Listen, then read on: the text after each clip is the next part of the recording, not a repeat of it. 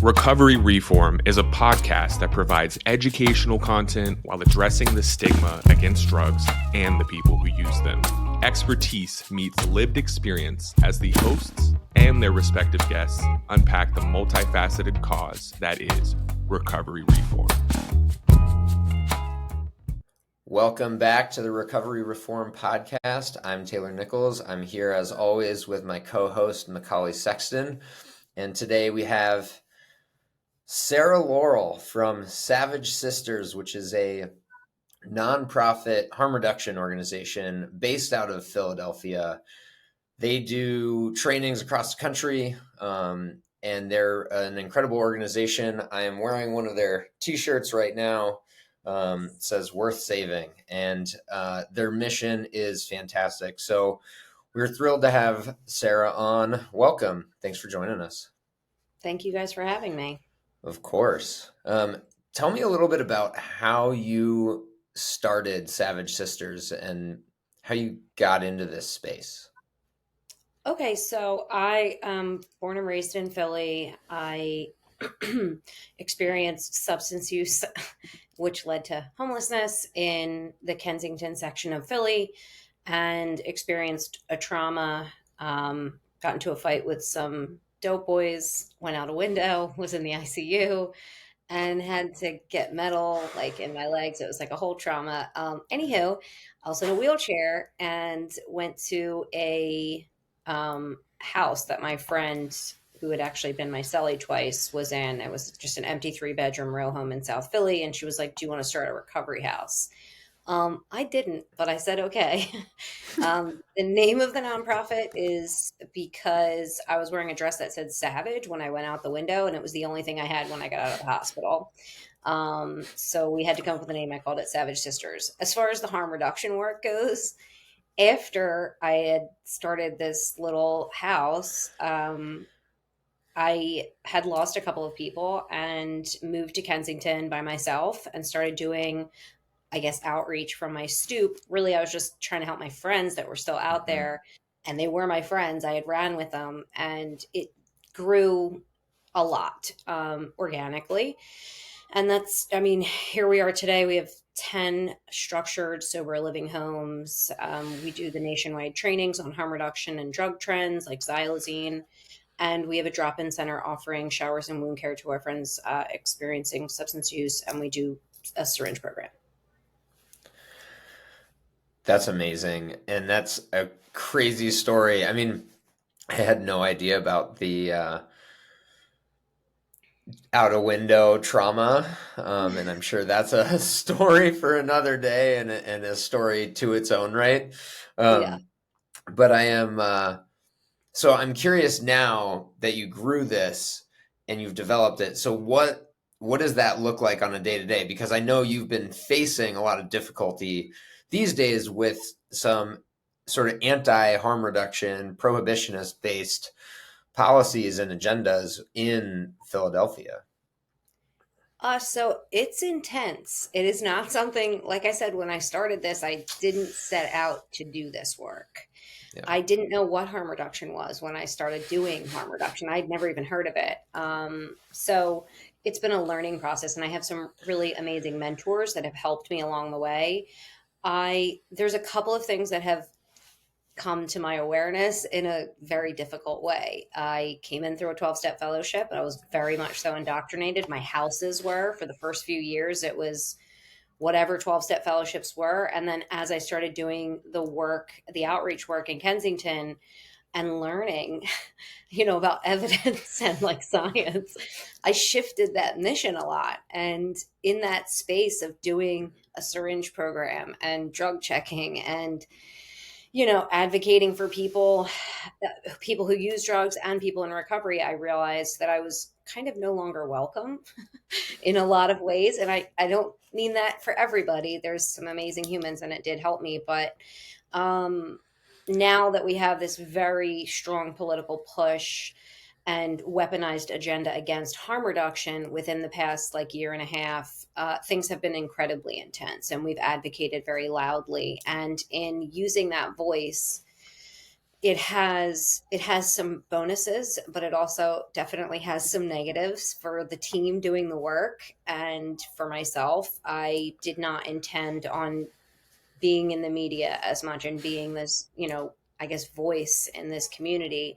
But we are not held loyal to the city in any way through grants or anything. Like, a lot of groups can't speak out because of NDAs with the city and stuff. And so when it came down to it, I have this very aggressive voice and opinion that many people don't like. And it just kind of happened organically in that way. And then also with the drug trend changing so intensely to xylazine and the lack of response from the city, that shifted too. So it's been a struggle to lead my little organization through a lot of opposition, both from the community that I'm attempting to serve and also the community opposing the work that is not a part of people who use drugs or used drugs or anything like that. That Yeah, was a lot. it's I said a lot. yeah. No, that's all super relevant and super important, and it's so conflicting because we're dealing with people who I think their intention may be good. I have a hard time of seeing it as good when they're like going against evidence based approaches and going against like radical love and compassion. But it's hard. It's hard when you consider your own indoctrination. When I think about when I came into these recovery spaces, and my intention was really to get people to stop using substances.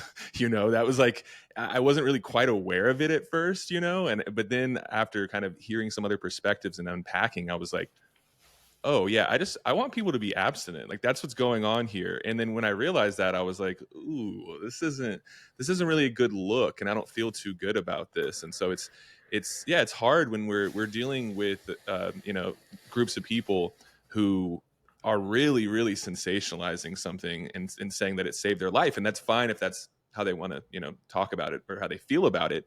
But if they're presented with things, even based in evidence and science, that go against their internalized belief, it can create a lot of turmoil internally. It can create cognitive dissonance. It can create a lot of different dynamics. And so I want to know, like, so what has that experience been like? The pushback that you've had? Do you feel like this is like, I'm setting you up right here. Is there specific types of people or that are doing this? Of course, like, we're looking at kind of the institutional attack, but what have you seen more on a cultural level, as in like in the recovery space? Well, there's two different groups of individuals that you really meet there. And for example, the women that sponsored me, there's two of them. They were very much so radical love. What you're doing is great. We don't have any outside opinions. They were Yeah, great and they helped me, along my path. And there was a really good, strong sense of connection that I so desired and appreciated. And then there's the group of individuals who, for lack of a better way of putting it, just simply aren't educated and make their opinion based off of not understanding. And I think I had this same, I can understand it because I was selfish in thinking, well, everybody has to be like me. yeah, If this is what, my experience was abstinent, then that's the gold standard, right? That's yeah, that's the goal. And I did not understand the evidence piece of it. I also didn't understand that it's not about me, and as I do this work in harm reduction, it's not about me. And I noticed that there was this direct, it was like a controversy, whereas in the 12-step fellowship, it's like, well, this is about me, what my experience was, this is what I went through, and therefore it's completely valid. And when you do harm reduction, it's about the person that you're serving and what their experience is and meeting them where they're at and not putting this unrealistic expectation of deliver this to me, give me what I expect from you. And that's a huge barrier. That's a huge gap in communication because you are telling a group of individuals who make their entire point of being lived experience and like relatability to, it's not your job to do that. It's your job to serve them with no expectation, which is really hard to do. And I will say the most disturbing part about it is how aggressive they become in defense of their experience being finite when it comes to the way we serve.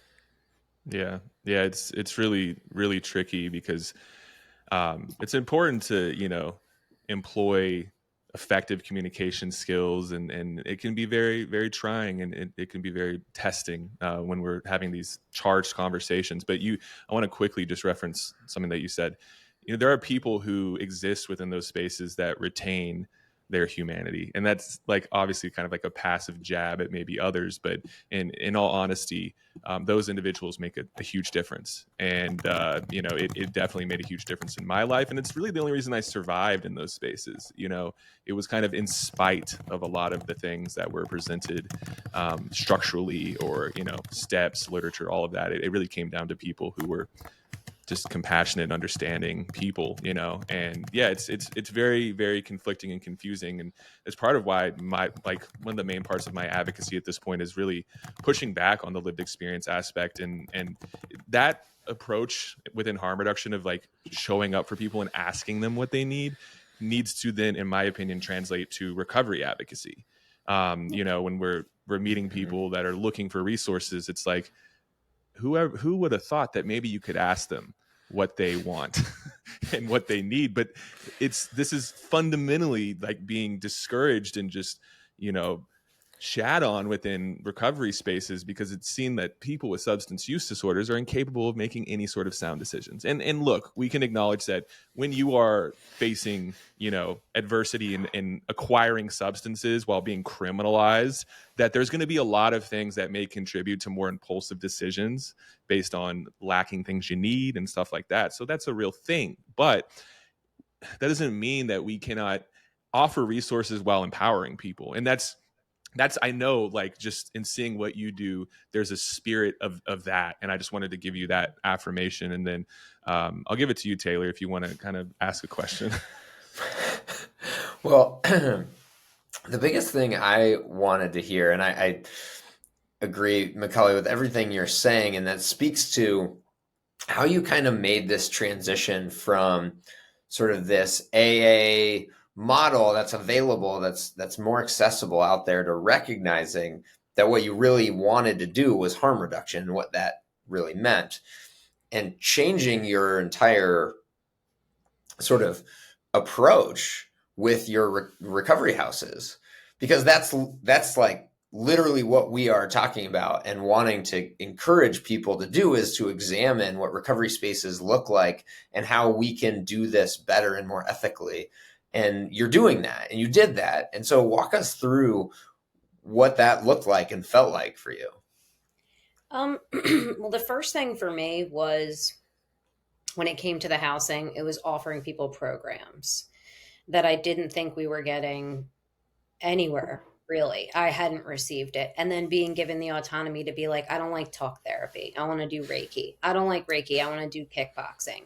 And it was this simple idea of being like, what is it that you like? Like, what would help you? Obviously, we don't offer everything. We're a small organization, but we try to give people this autonomy. And it started with inviting them into their own recovery journey and being like, is this what you want? If this is what you want, how can we support it? And as I started doing that, people that had recovery houses locally or were in 12-step fellowships were like, you can't do that. And I was like, I mean, honestly, I don't know why I wouldn't be able to. And then the biggest, most controversial thing that I did was allow MAT in my recovery house. And that was a huge deal. And it's still a huge deal. I've had several like long-term AA people contact me and say that I'm a murderer and that I'm a drug pusher and that I force people onto MAT. And I cannot express to anybody, it is none of your business who's on MAT. It's also illegal. It's illegal. It's illegal to do that to somebody who's on MAT medication. But, you know, I never realized how far the group that I was a part, the groups that I was a part of were from just basic human decency and autonomy. And so I didn't see it at first. And I was like, yeah, we allow MAT, you know? And then I started getting all this backlash and people saying stuff. And I was like, oh, this is, okay. I didn't know that was going to happen. And I did some research on it. And what really like pushed me to be aggressive about it and really stand firmly in my belief that, just because I'm abstinent doesn't mean that everybody has to be. And also, you're not allowed to tell people what to take. My partner died in my arms, and it's difficult to talk about that because it kind of all happened at the same time. My brother Adam, who is a huge part of starting this organization, bought a house and rented it to me, and that very same time frame, my partner Pete relapsed and had come to me and said, I think I want to get on Suboxone. And my response was, why would you do that?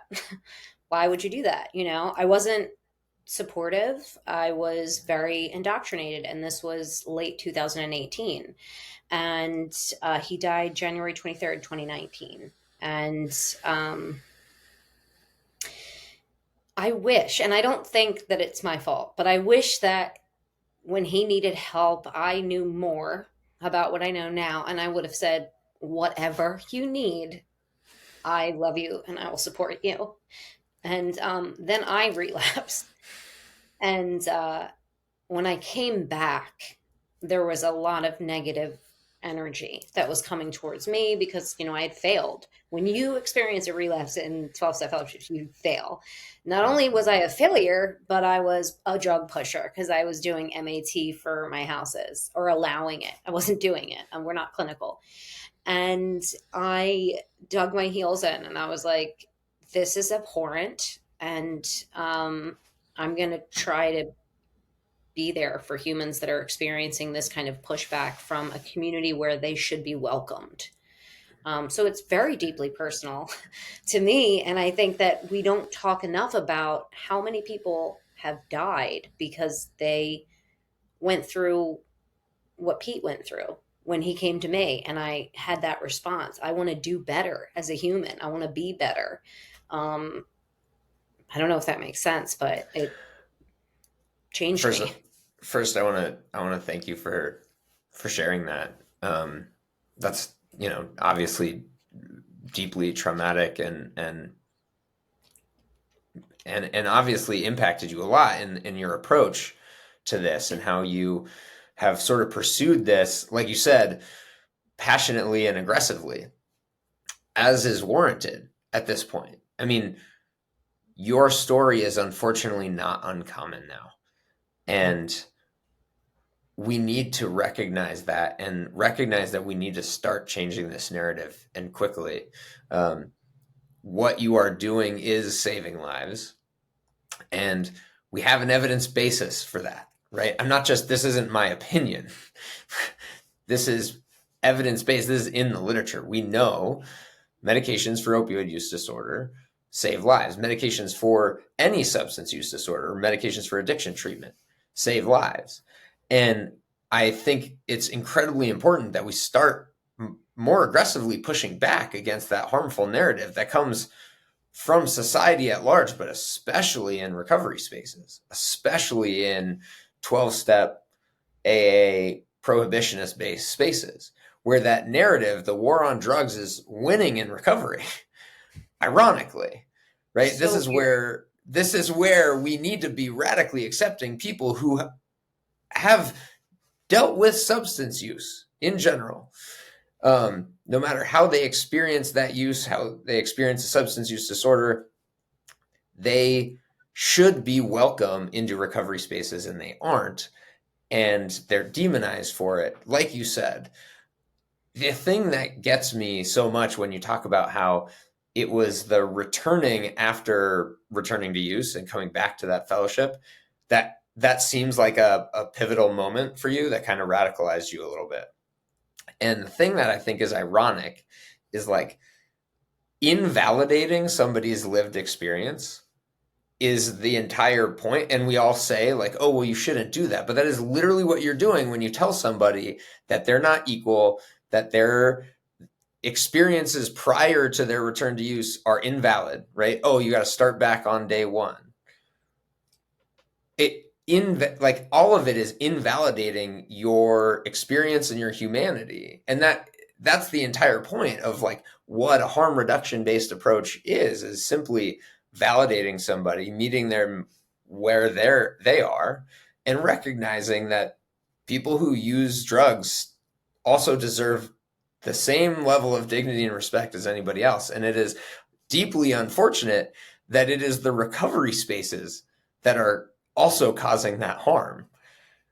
I mean, as a person who has experience with substance use, you're getting it from both sides. Like society is criminalizing you and telling you that you're wrong and that you're a bad person. And then you try to obtain and maintain abstinence, and you face a traumatic situation, which understandably can lead to a return to use. That is a stressor that would be triggering. And then the recovery community is telling you you're bad and evil and wrong. And so there's no space where you feel valid. And so that is the shame that is killing people. And I know Macaulay and I have talked about this before, but how it's not the drugs themselves that are killing people. It's the shame that we are forcing people to, internalize in these spaces. And so I think, Macaulay, I'll let you go from there, because I know this is an issue that you thrive in talking about. Thanks, Taylor. Yeah, first of all, I want to just acknowledge your loss, Sarah, and I appreciate you sharing that. And I relate a lot to what you said. And just to go off that really briefly, just what Taylor was addressing, I want to just focus really briefly on the fact that the main community resource that's available to individuals with opioid use disorder is Narcotics Anonymous. Narcotics Anonymous has a clear stance against medications. And if you look at their pamphlet, I talk about it all the time, entitled Narcotics Anonymous and Persons Utilizing Medication-Assisted Treatment, they literally clearly lay out that they consider people on Suboxone and methadone to not be in recovery, but they will allow them to attend meetings as long as they have a desire to get clean one day. So we have one of the main organizations that's offering community to a certain population of individuals utilizing illicit narcotics, and they are not outwardly supporting the most evidence-based approach. This is a crime against humanity at this point. It is. And I talk about it passively and joke and stuff, but like, this is wild that this is happening right now.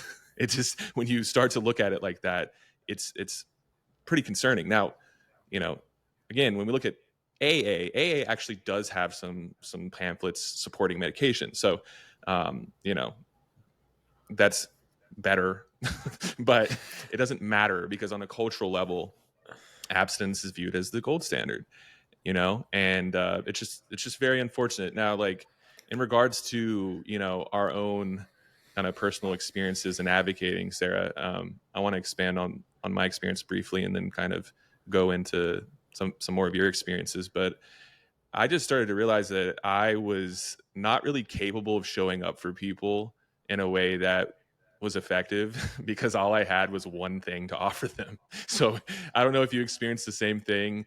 Obviously you did, but for me, it was really concerning, because I was amongst peers and friends, and I was offering this perspective. And then I started to see, like, hold on, like, this isn't hitting. This isn't working.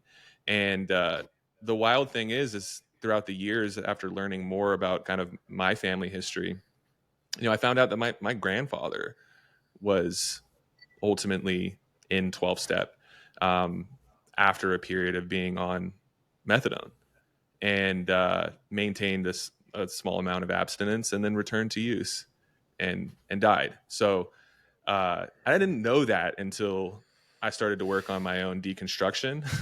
And I often don't share this because it will be weaponized against me.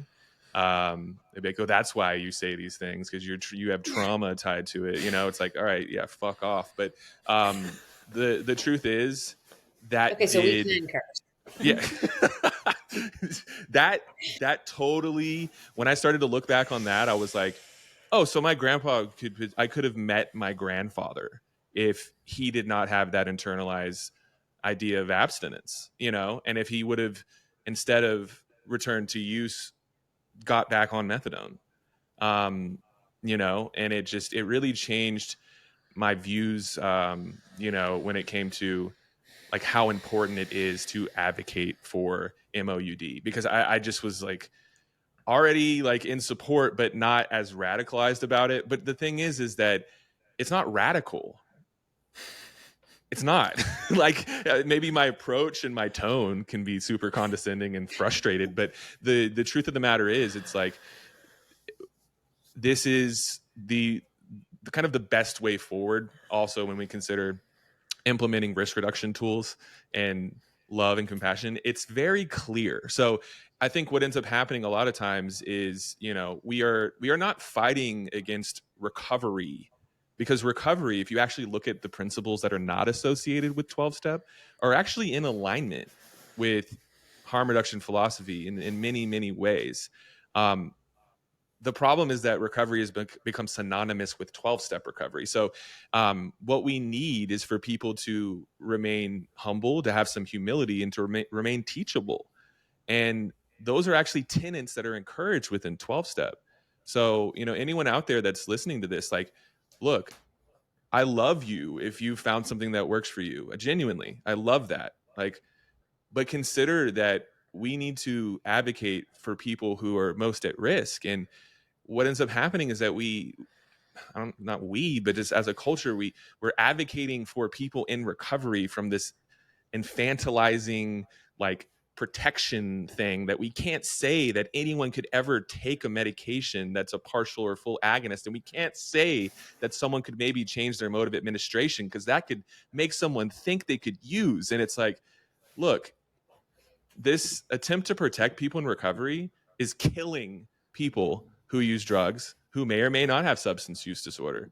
And so, yeah, there's my little rant. But what were some of the things that, like, did you experience anger directed towards yourself when you started to see that your approach maybe was not the best? Did you push back on it? Did you fight against some evidence-based stuff? Did you have your ego pop up? Because I know I did, but I want to hear Yeah. what you experienced with that. It was really difficult to listen to, but I had been going to these 12-step fellowships, and it was like, be open-minded, be teachable. So at the same time, I was like a sponge. Like, when I was with these mentors that were from Kensington doing this work, I would sit there and just like soak it all up and go home and digest it and be like, that's so weird, because like that's not what I was taught. And then how do you become, I felt like I was this split personality, because I was doing this work on the ground and pushing back against these principles, or whatever you want to call, I mean, I guess not the principles, but this program.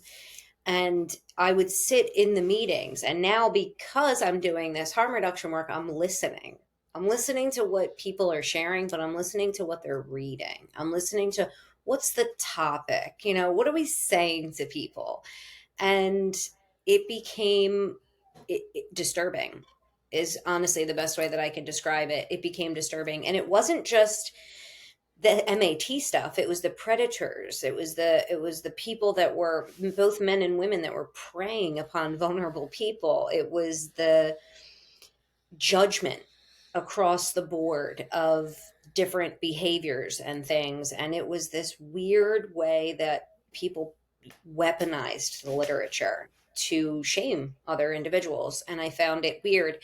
It was the way that people felt terrified if they did experience a reoccurrence. And they would come to me and be like, would I ever be allowed back if I use? And I'm like, of course, but I get that, I understand that, because I was in recovery houses, and the minute that you are like, I'm leaving, they're like, well, you're going to die. And you're like, what do you mean? Like, it's so aggressive. So I was enraged at certain points, and I was confused, and I was hurt. I was really hurt that like people that I loved and put my trust in were so diabolical. It felt so criminal at times. And it got to the point where I was like, I can't even be a part of this anymore, because what you guys are doing is really, it's messed up. And I thought it was so interesting. If you listen to meetings, if you're in there, everybody has a fucking opinion. Everybody. This is the only disease, right, in the world where everybody has an opinion and their opinion is so important. And it's like, well, what do you think I should do about this? What? Don't ask me. You shouldn't be talking to me about your medication. But for some reason, we've empowered a bunch of people to be like, you're the counsel. You are high counsel for the rest of us. And what you say is gold. If you talk about therapists, if you talk about medical professionals, it's almost like you're the weirdo. And that was a bizarre experience. I am still angry. I am still hurt. And I am still frustrated because I have tried so many different approaches to get through to individuals that I truly thought would be reachable. And it, to your point a few minutes ago, it makes no sense that if you're in recovery, you don't support harm reduction. It makes absolutely no sense. It doesn't. If you support prohibition, you're a walking contradiction. Like, I don't understand how you could do that. But it's ongoing. And I think that's the scariest part, is that some days I'm okay and I feel strong. And then other days I feel really sad that this is where we are. And it's not just AA and NA. You have to understand, in my community, you're court sanctioned to attend these meetings. This system is perpetuating this indoctrination, and we don't have any way I don't know how to get away from it.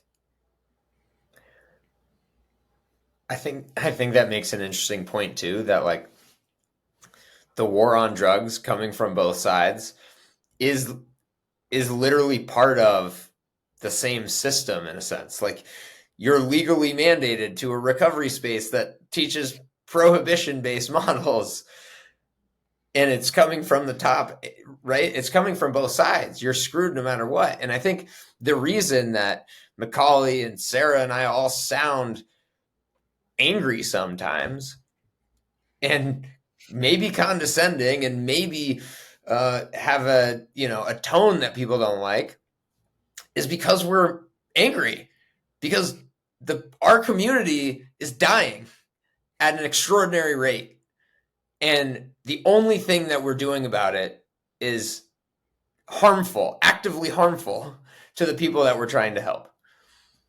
And so, yeah, I'm angry. And I hope people can understand that, because when one person is dying every 5 minutes in this country from an unsafe drug supply, and we don't want to do exactly the opposite of what is evidence-based, that's harmful. That's harmful to our community. That's harmful to me as a physician, out of like everything I believe in, that we should be following the evidence, that we should be listening to what actually works, what we have proven in all of the literature. And yet we won't do that because of the war on drugs, and because of an abstinence-based model that has existed, just happens to be longer than anything else. And so, yeah, I hear you. You fluctuate between just being super sad and super angry and everything in between, because it feels hopeless sometimes.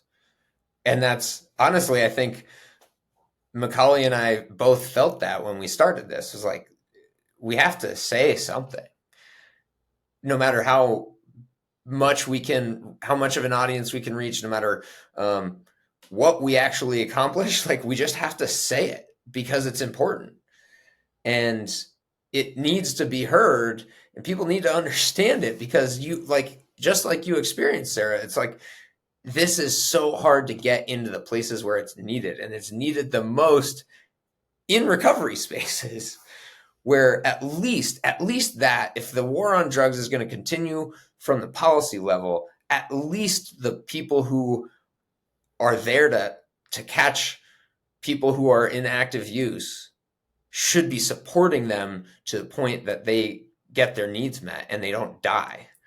Like, that's pretty basic in my mind, of like, let's just help people not die. And whatever moralizing you have, whatever judgments other people have, that's fine. They can hold on to those. But when it's actively killing people, I have a problem with it. And so, yeah, I'm angry. It's okay to be angry. That's and look, the thing is you're in a position when it comes to your profession that any anger you display is going to be overanalyzed. Me and Sarah are both in a position that we are identified as people in recovery or whatever. And so again, you know how much anger is demonized if people in recovery display it? It is then like you are resentful and you need to write some inventory. And that's a huge issue because it discourages people from engaging in healthy expression of anger. You know, there's ways to do it that are probably going to be harmful and could be chaotic. And then there's ways that are based in being a human being.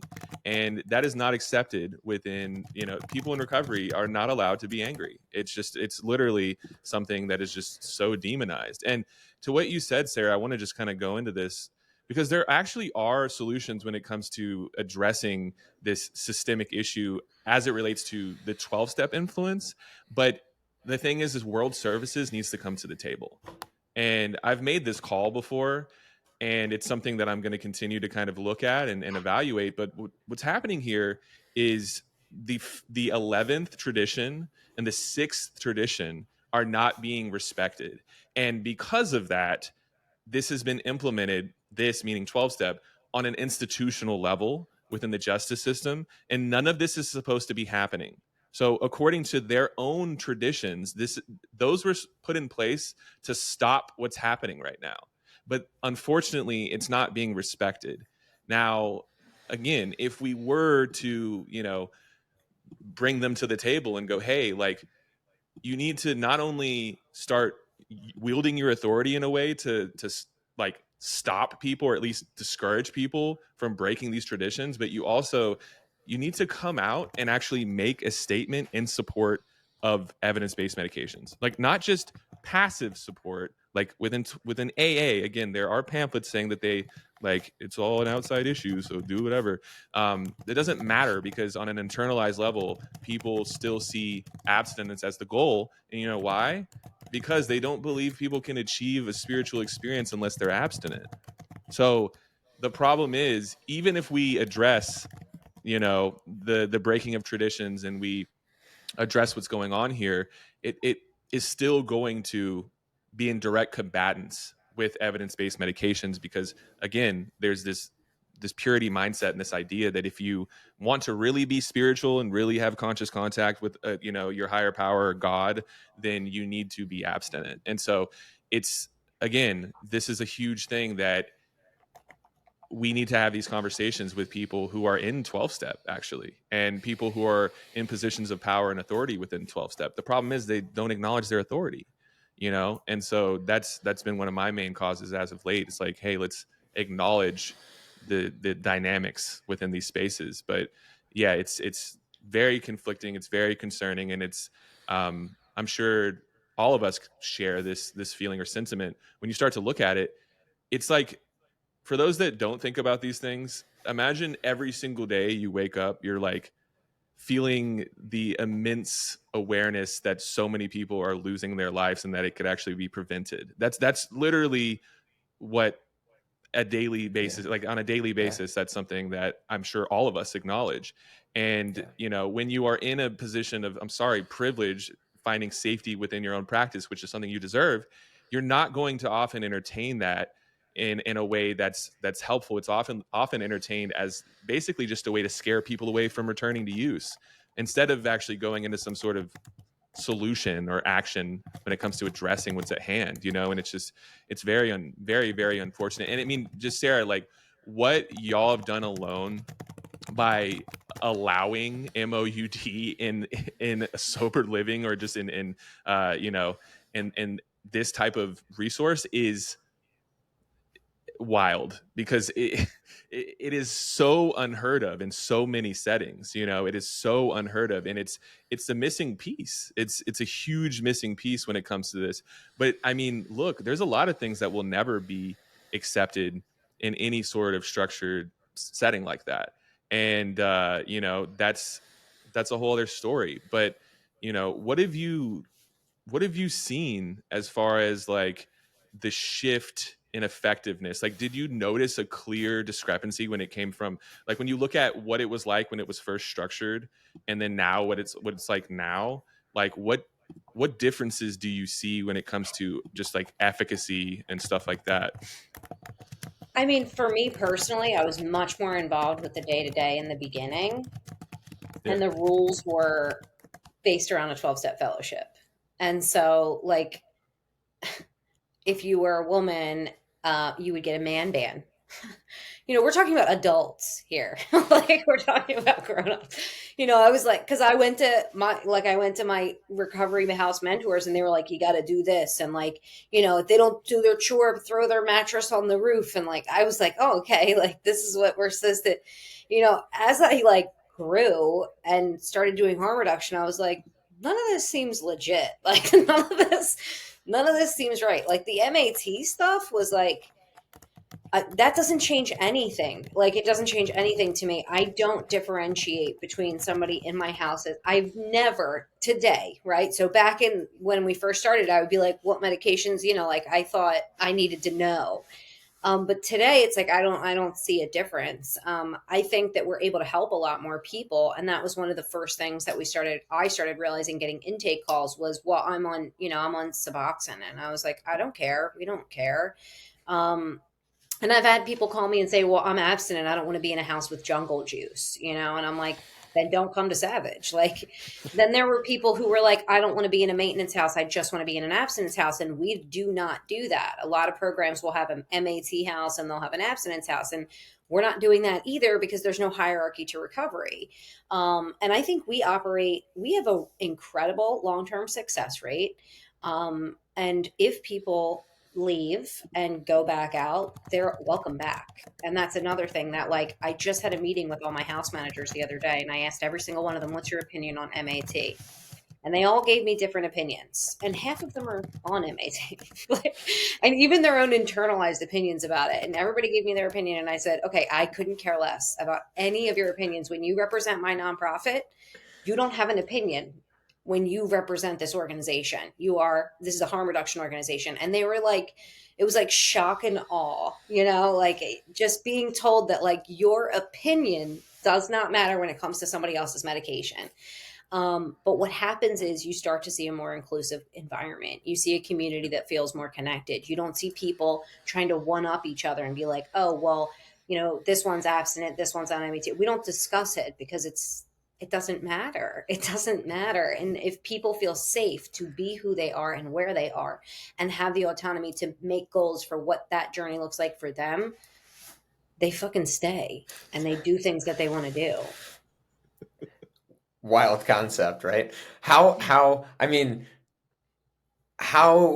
do you translate that? How do you see being able to spread that sort of narrative and that understanding and education? How do you get other recovery spaces to understand and adopt that model? Because it obviously works, and it most of all, it respects the autonomy of the people who live there. But like it shows the success. And so if you have the data there too, like what do you see as being able to sort of convince other spaces to adopt this?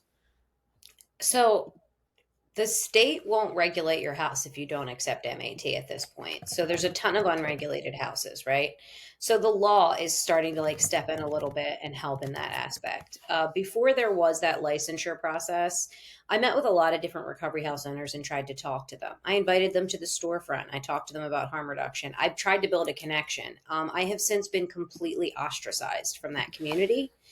And being ostracized has kind of also like they troll me, so I've attempted that connection. Unfortunately, there's a very competitive nature when it comes to things, and it steers away from like being open to like understanding.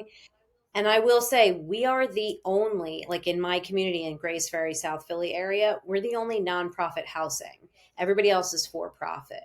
So it's difficult, in my opinion, when you have a large number of places that are just in this to make money. They're not really concerned about care and compassion unless it's on their website, Right. It's a barrier. And I mean, I am thrilled to hear that from a regulatory framework that is actually being sort of enforced. I'd like to see that happen more broadly on on a national scale, because that isn't true everywhere, obviously. But one of the things that you mentioned too sort of resonated with me, and you're going around the country, you're teaching this, you're teaching about harm reduction, you're teaching about recovery models. And one of the things I'm hearing is not only your own personal lived experience and understanding of this, but like how you are able to take that and talk about it to other people. I'm wondering if when you're going around the country, if people are hearing this, if they're receptive, or what you are hearing in response. We have a ton of really good feedback. Sometimes, so we've done a ton of trainings about the drug trends and harm reduction with law enforcement, and there's a little bit more pushback there, obviously, because I always say, like, I don't want you guys employed to do this work, like, so like we're kind of in conflict with each other, but we do drug checking in Philly. And so that information and being able to talk about the importance of it and the toxic drug supply, we're able to talk about just wanting to save lives, when it comes to talking about the recovery houses and the autonomy. I think a lot of people are receptive to that. And most people will respond and be like, how do I do that in my community? And that's hard. That's like, it took me 7 years to get where I am today. And it was a lot of hard work. And it was also a growth process. What I looked like in 2017 is drastically different to who we are and what we represent today. Um, you know, I think that across the board, the most important thing for when we do these trainings is to say, take what's relevant to your community, make it culturally relevant to the people that you need to serve, and do it small. Don't try to be the McDonald's of harm reduction or housing. Be relevant to those that you love and make it a meaningful impact and connection, and don't blow up, because people have come to me and been like, I'll buy you 15 houses, we'll do this. And I'm like, yeah, I don't want to, I can't even think about that many people under my care. Like, it's overwhelming. And so if you take the model and you base everything off of, is this the best thing for the community and healing? I think people are receptive to that. But there's a lot of objections. What kind of objections do you hear when you try to sort of talk about that? Well, for the harm reduction piece, the objections are, is that enabling? How many times should you save somebody? What quality of life are you preserving? Different things like that. And that's probably the most offensive, which is where the worth saving tagline came from. I met with all these people and I wore this. I mean, I would meet these guys in suits and be like, yeah, we need help. We need XYZ. And they would be like, well, I mean, what are you guys even saving? And I was like, people, humans, like, we are worth saving. So I realized that, like, we had to convince the majority of people. And when I talk to somebody like you or Macaulay, it's like, we get it. We're in this space. We obviously believe people are worth saving, but that's not the general consensus. It really isn't. Yeah. And so the objections are, like the ones I said, is like, what kind of quality of life are you preserving? And, is it enabling? And then when it comes to the housing and the programs, a lot of people just say it's trading one drug for the next, and it's liquid handcuffs, or the detox is worse than the dope, and like, all of these different, it's pharmaceutical, it's a new war on drug, and it's all this other nonsense. So you have to listen to what their concern is, and you have to try to understand it and understand where it's coming from, what's their experience, and why do they have this objection. And the only way that you can overcome it is if you spend the time to talk about it. And a lot of times people don't want to be honest and share that. Right. So many of those things are so hard and so frustrating to me. Obviously, it's deeply stigmatizing and hurtful to say that anybody is not worth saving. And that's one of the things I love about wearing the shirt all the time. All of that stems from the stigma against drugs and the people who use them. I say this all the time, but it is concerning to me that those are narratives that are perpetuated. And also from the recovery side, that people are attacking pharmaceutical companies for creating drugs that help people, right? That save lives. And I genuinely understand the idea of, like, distrusting capitalism and healthcare, and that, these for-profit entities are trying to derive more profit from people. And so I understand where some level of distrust comes from, but it's like, I don't even care if it's something that is like, quote unquote, trading one drug for another. I would rather have people use a safe supply, and at least pharmaceuticals are regulated, tested. We know the strength, we know the dose, we know how it will impact someone. And I would rather have somebody use a safe supply from a pharmaceutical company than from an illicit supply that is deeply unsafe. And so the idea of like stigmatizing pharmaceutical companies themselves just for existing in a capitalist healthcare system is problematic, because I would rather like work with them to try to utilize that infrastructure that already exists, and we have to exist in the system as it is built to save lives, whatever that is. And so I find it really frustrating when you have people who are like, I often hear things like that from people who used pharmaceutical drugs. Mm-hmm. And they're like, oh, I don't trust pharmaceutical companies. I'm like, you trusted enough before so that you didn't die. Like help me understand here, because it all comes back to that like narrative about, oh, well, I made it to the other side and I'm not going to support other people who do that. What I'm curious about is, you are in Kensington. You are in an area that is one of the most deeply affected by the unsafe supply right now. And aside from doing the work that you do on a national level, doing trainings, you are on the ground doing the work, providing, compassionate care to people in Kensington. And again, we're talking about people who, like, I follow what you're saying because I know that I have some lead time on what you're seeing. I'm not going to see that hit the drug supply where I am until you've already seen it, dealt with it, learned how to manage it. And so I learn a lot from sort of following you and people in harm reduction spaces, particularly in the Northeast. And so I'm curious how that is being received there by people on the ground. Obviously, on a policy level, it's somewhat antagonistic towards you, but what is the on the ground day-to-day look like for you? Well, on the ground, the people that we serve, our friends, they love it. It's a safe space to come to. They need the wound care, they need the showers.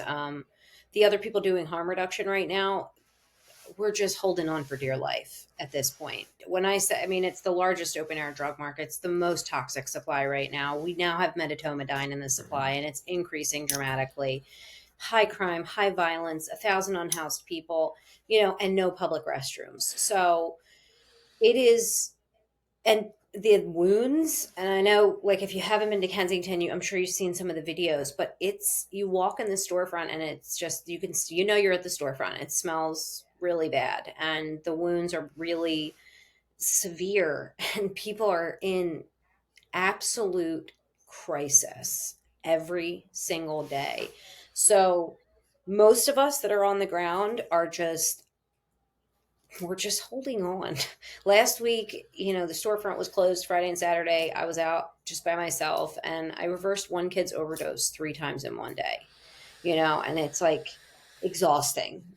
You get these hits from these days where the heat hits, and then you have moms calling, and you have people looking for people, and you have, I have a staff, and we have all these things to try and do. And there's a lot of aggression. And now there's 75 cops on the ground, and I'll give it to the cops. They're very compassionate and they're not aggressive, which is very unlike anything I've ever experienced. I've reversed several overdoses side by side a cop this summer, and I've never had that experience before.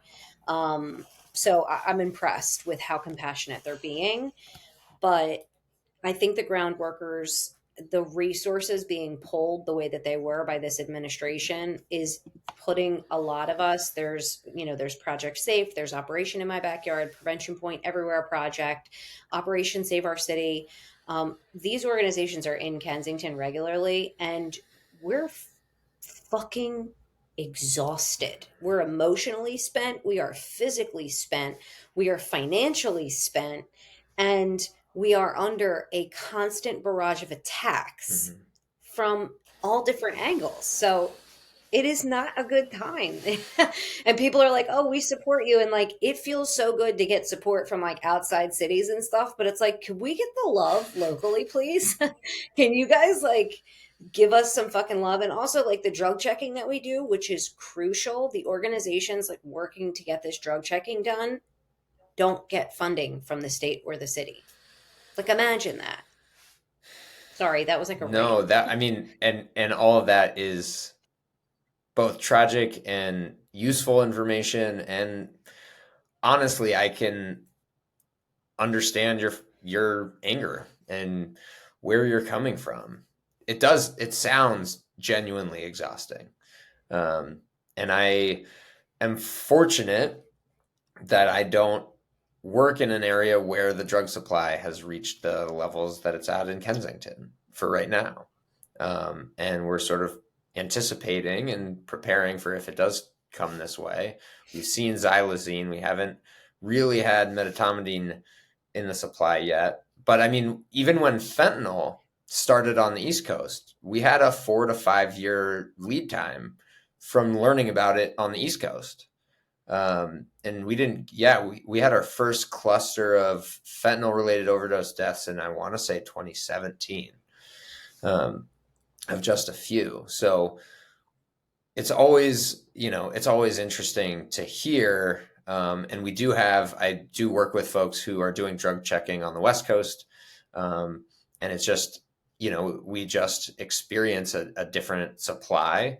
But we're all in it doing the same work, and I know exactly how exhausting it is, and not nearly to the level that you're at. I'm glad to hear that law enforcement has been sort of surprisingly to me one of the more friendly and sort of like helpful and amenable groups to work with than ironically even your local politicians who are hamstringing you, it sounds like. Well, they want to gentrify the area, which is important to understand about this community itself. But I will say that what's happening in Kensington, it might not be in other areas yet, and I hate that we are the first ones to experience it. It has been terrible, because of the consequences of what xylazine can do to the wound healing process and having to update withdrawal protocols, which still hasn't happened. So you're talking about 8 years of xylazine in our drug supply, and the medical world is still scrambling. And that's like that's an issue.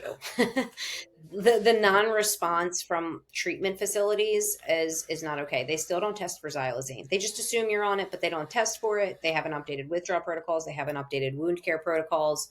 None of those things. So it's this thing that I'm hoping that even though it's terrible that we've had to go through it, that if we share our experiences with other communities, we can say, hey, get ahead of this. The surgeons and the ONDCP and the different larger groups that have come to the storefront have all echoed the same thing. And it's the most important thing we offer to the individuals in Kensington is running water, that those wounds will heal with simple running water, a shower and clean wound care. They're exaggerated at the level that they are because we don't have public restrooms and we don't have public showers or anywhere to sleep. So there are things that other cities can do to prepare to really mitigate the harm that they experience when it does eventually infiltrate the supply in other communities.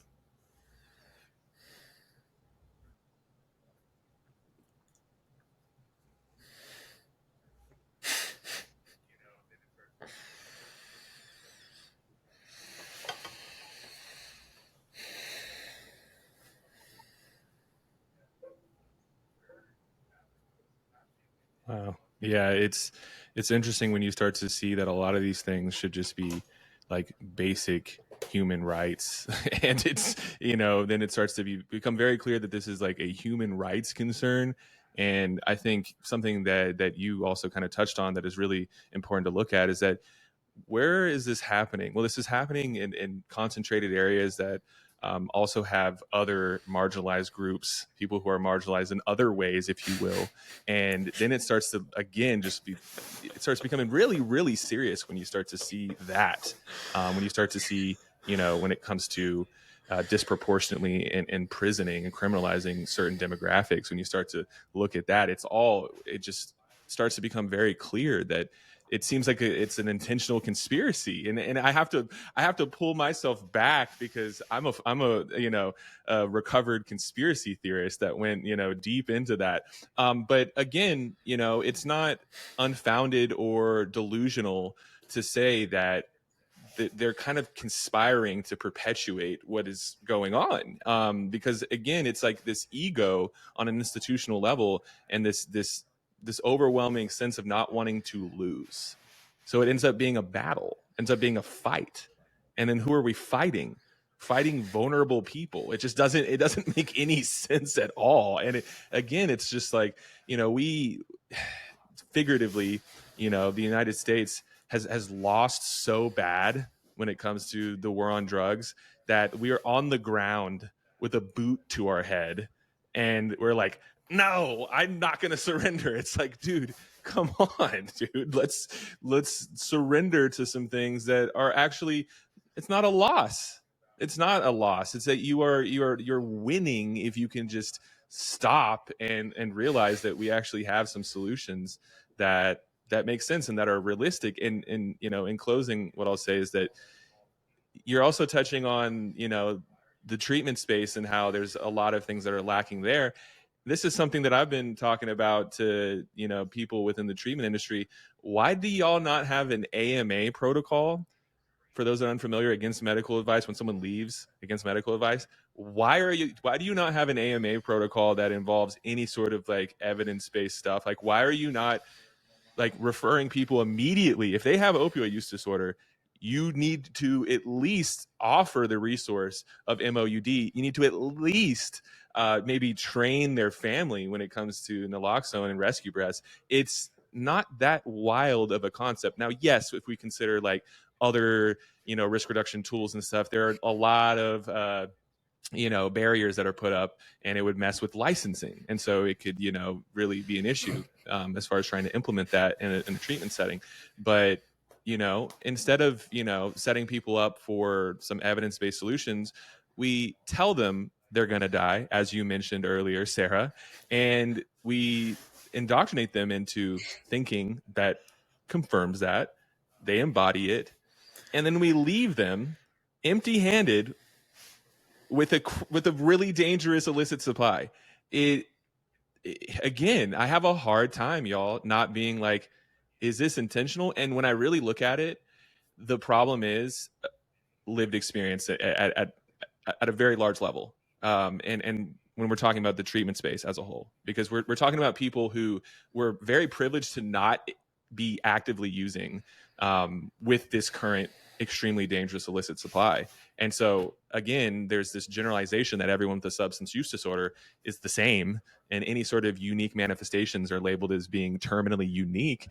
And then what do we do? We end up basically just spitting in the face of people who are being marginalized on often many different levels. And so it's I think just my last little statement is that we have to be I believe that we have to take such good care of ourselves if we're in these spaces, and especially people who are boots on the ground.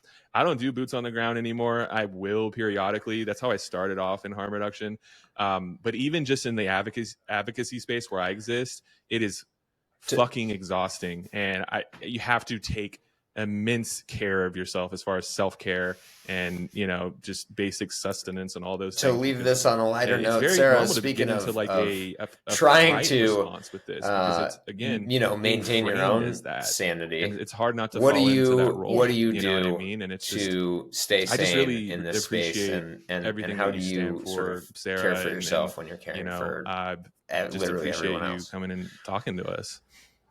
I've started to set some boundaries. I do go to nature, watch Schitt's Creek, try to disconnect as best as I like to watch mindless comedy.